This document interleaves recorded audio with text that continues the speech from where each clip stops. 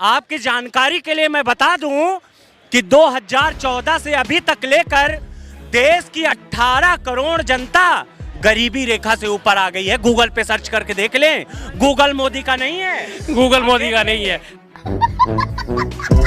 आबादी 800 करोड़ की है, जिसमें से 10% जो हमारी भारत की 81.5 करोड़ लोगों को फ्री का 5 किलो राशन दिया जा रहा है। ये पूरे वर्ल्ड में इज्जत हो रही है कि भारत में 80 करोड़ की आबादी भुखमरी का शिकार है। ये इनके लिए इज्जत की बात है। भाई साहब की टोपी ऊंची हो रही है इस चीज से।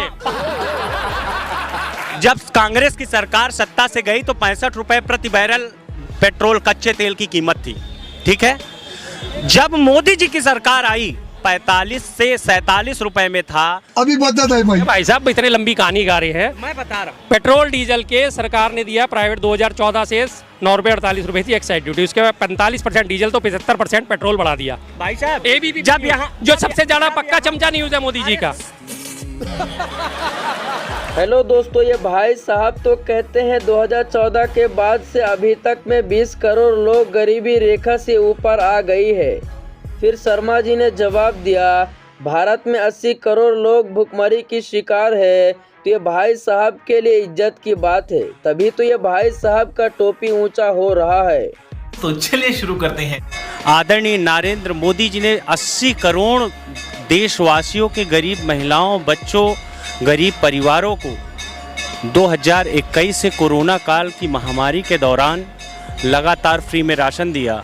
और ये जो लोग कह रहे हैं कि कांग्रेस के इतने काम हुए, आदरणीय नरेंद्र मोदी जी के नेतृत्व में आज भारतीय संस्कृति पूरी तरीके से पनप रही है। नहीं 80 करोड़ पे इतने खुश हो रहे हैं कि 80 करोड़ लोगों को फ्री का राशन दिया जा रहा है। वर्ल्ड वाइड जो है आबादी 800 करोड़ की है, जिसमें से 10% जो हमारी भारत की 81.5 करोड़ लोगों को फ्री का 5 किलो राशन दिया जा रहा है।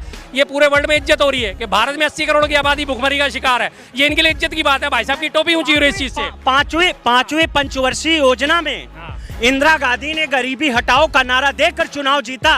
चल झूठ।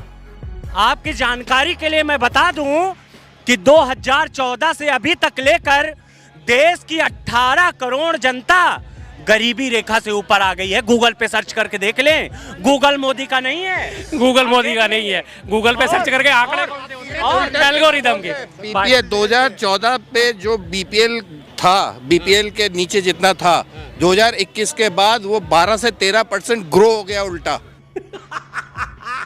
एंड जो पर कैपिटा इनकम आज के दिन में जो ये इकोनॉमिक ग्रोथ की बात करते हैं, तो हम अगर देखें आज हम बांग्लादेश से पीछे आ चुके हैं। 2014 के बाद हम दोनों का ग्रोथ इतना तेज हुआ है कि पर कैपिटा हमारा बांग्लादेश से भी है जो 50। ये सब भाई साहब का, ये सब जो रुक जाइए, ये भाई साहब लोग जो बोलते हैं ना, ये सिर्फ ऐसे ही बोलते हैं, लेकिन देश की जनता सब समझ रही है। हाथ जोड़ के आपसे गुजारिश करता हूँ, मेरे बेटे का फ्यूचर बर्बाद मत कीजिए। 2004 में अटल जी जब पेट्रोल छोड़ के गए थे तो 42 रुपए में था, और 2014 में जब मनमोहन सिंह छोड़ के गए तो ये 84 में पहुंचा।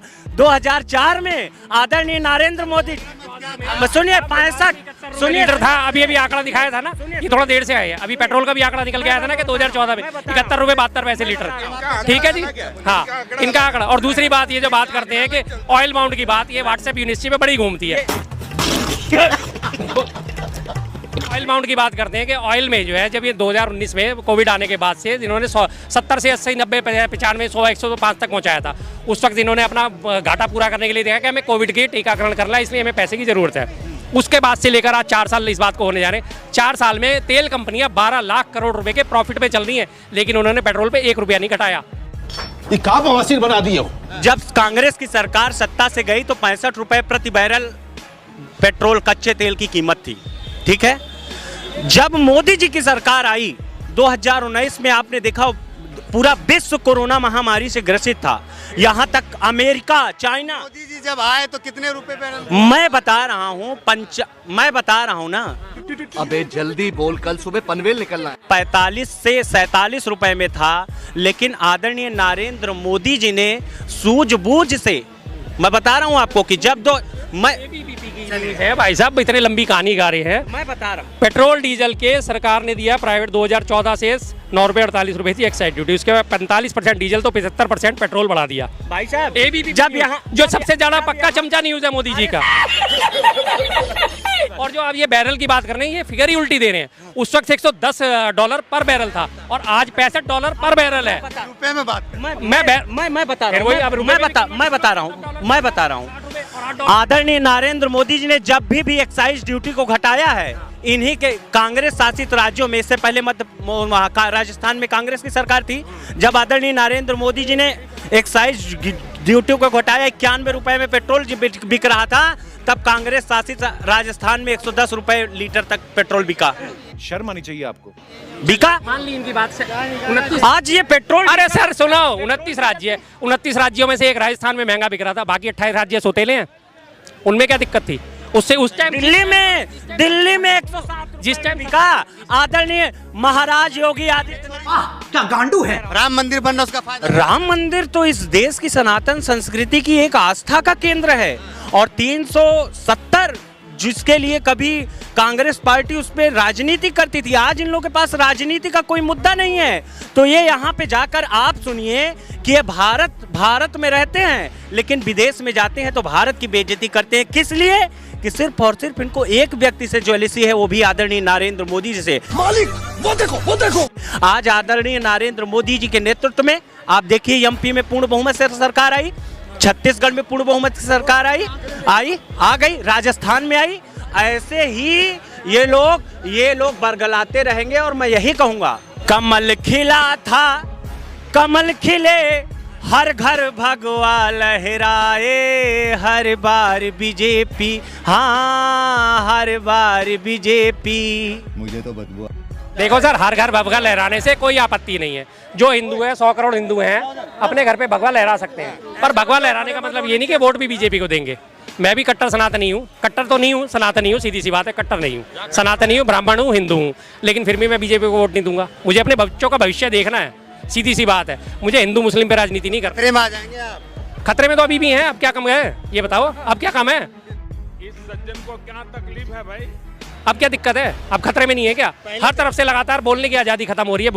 भुखमरी सूचकांक में हमारा भारत 111 से 111वें नंबर पे पहुंच गया, प्रेस इंडेक्स में 156वें नंबर पे पहुंच गया, खुशहाली के उसमें 144वें नंबर पे पहुंच गया। तो अब हम खतरे में नहीं है।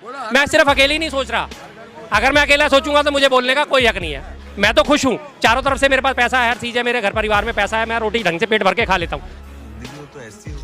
लेकिन अगर मैं अपने लिए सोचूंगा तो फिर मुझे यहाँ सार्वजनिक मंच पे खड़े होकर बोलने का कोई हक नहीं है। अगर मैं जो मेरे से नीचे हैं उनके बारे में अगर मैं नहीं सोचता तो मैं ये कह रहा हूँ भाई साहब, बांग्लादेश पाकिस्तान इधर से कंपेयर कर रहे हैं। सिर्फ इन लोगों को यही क्यों लगता है कि देश किस चीज में पीछे जा रहा है, कहीं आगे जा रहा है? उसको भी तो देखें।